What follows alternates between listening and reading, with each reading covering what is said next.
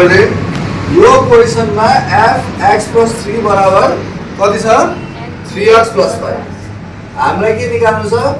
inverse निकाल्नु छ तर x को हो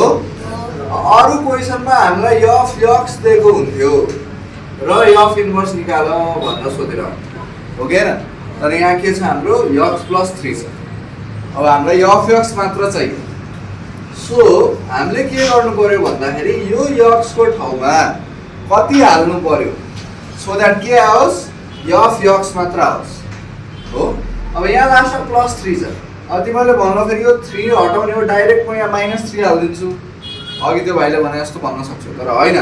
यहाँ -3 हाल्यो भन्दा यो -3 प्लस f0 हुन्छ fx हुन्छ हुँदैन सो हामीले x को ठाउँमा x -3 हाल्यौं भने यो कति भयो यो -3 र +3 कट्यो अब यहाँ मात्र फेरि x -3 हाल्नु हैन नि जहाँ जहाँ x छ त्यहाँ सबैतिर के हाल्नु पर्यो x -3 हाल्नु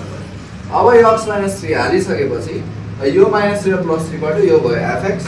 यो 3 * x 3x अनि यो 3 * 3 -9 किन यहाँ माइनस भन्छ अनि यो -9 + 5 कति भयो -4 +4 भन्नु नि है सो यसरी अब fx आयो अनि त्यही प्रोसेसले हाम्रो के गर्न सकिन्छ त f इन्भर्स पनि निकाल्न सकिन्छ अगाडि गरेको